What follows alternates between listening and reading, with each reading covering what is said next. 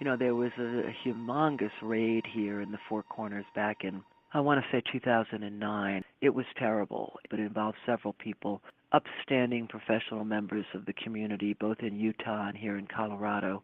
But it was an enormous raid by the federal authorities, and these people had lots and lots of stuff. And again, they were the type that perhaps they had sold some of it, but they were appreciating it. They had it in their basement or on their mantelplaces or in their offices. And they were basically, arrested.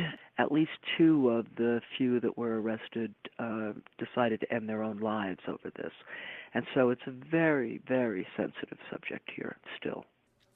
In 2009, the Bureau of Land Management conducted a raid called Operation Cerberus Action. They invaded the homes of a number of antiquities dealers and collectors in Utah, Arizona, and New Mexico.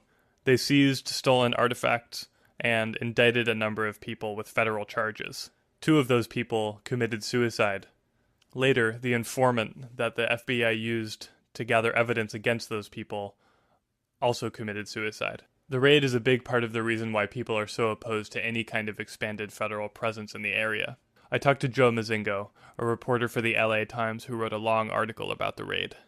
Joe's article makes it clear that the way the government gathered evidence against the defendants in this case wasn't entirely above board. Yeah, my name is Joe Mozingo. I am a reporter with the LA Times.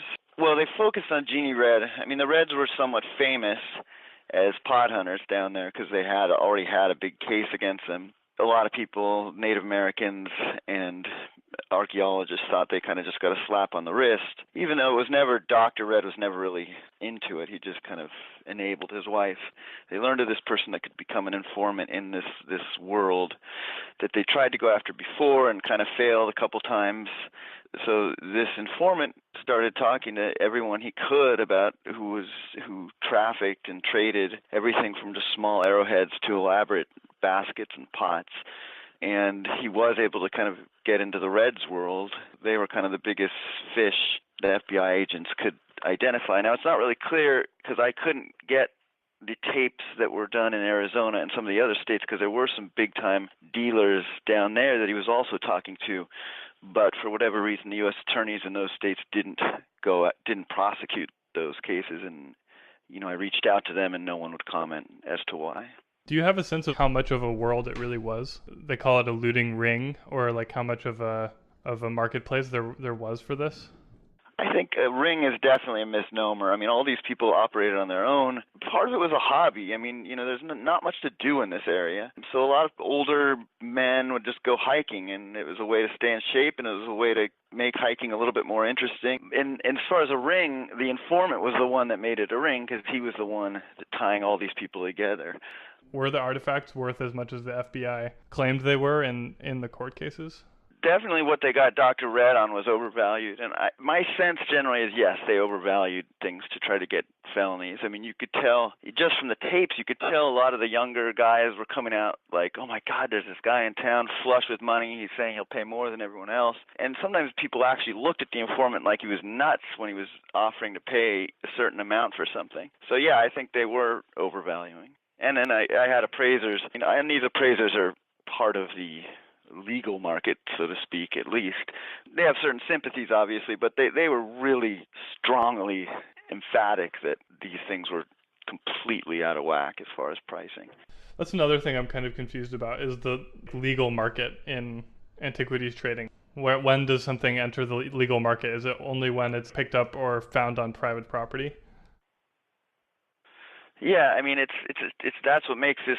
What makes it so fascinating and kind of such a moral conundrum too is that you're digging up basically graves.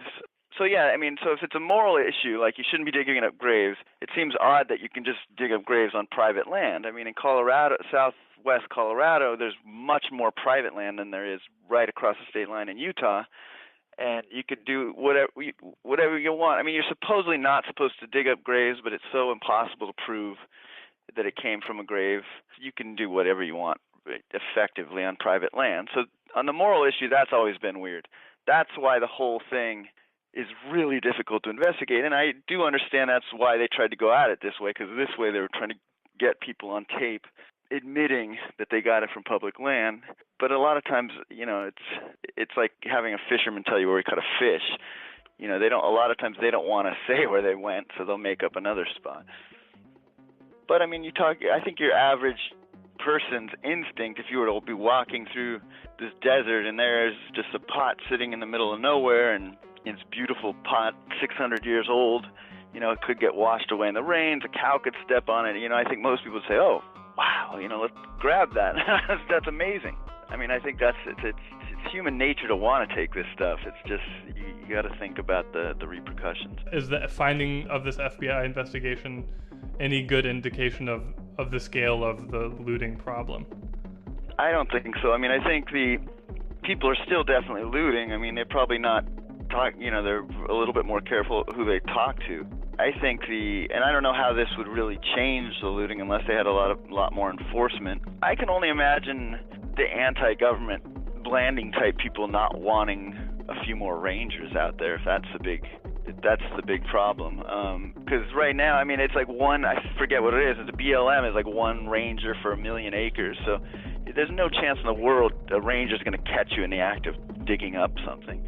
So maybe it would be a slightly more of a chance it was a national monument. It's still pretty vast out there. But I think just generally in blanding, the feeling I got was people just didn't like any government because they got there in the turn of the century and they lived an incredibly harsh life to try to make that place work. It was the last part of Utah that was settled. The journey just to get there was murderous. They had to move from Bluff to Blanding just to get better water, and then they finally started making money off these uranium mines and ranching, and then suddenly the federal government, in their view, comes in and starts trying to curtail all these things, and they kind of see the federal government as interlopers because they weren't really there in any real visible way earlier, and also they shut off a lot of roads, ban ATVing.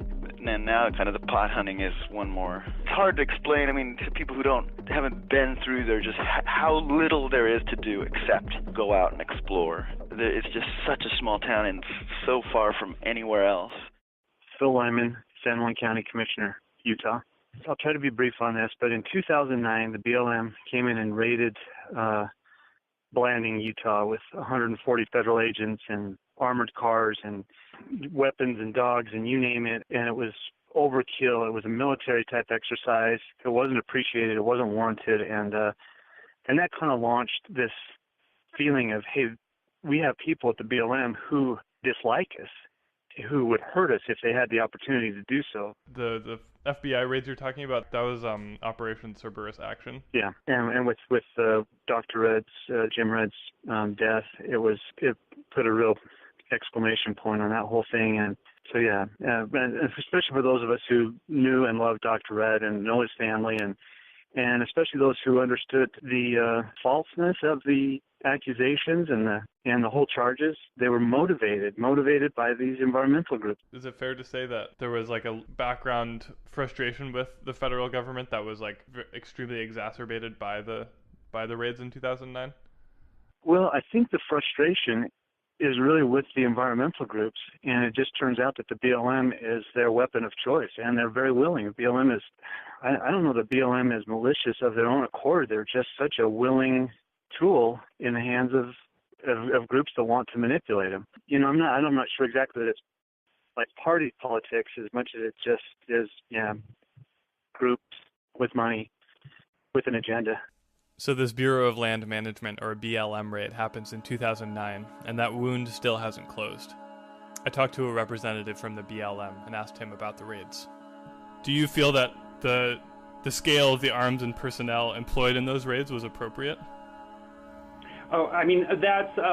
I think that matter is already before the courts. I don't think we can comment on that. This kind of avoidance, I think, is pretty typical of the ways in which federal bodies will interact with locals or people asking questions about these cases. And I think that this greatly contributes to the frustration felt by the people in these communities.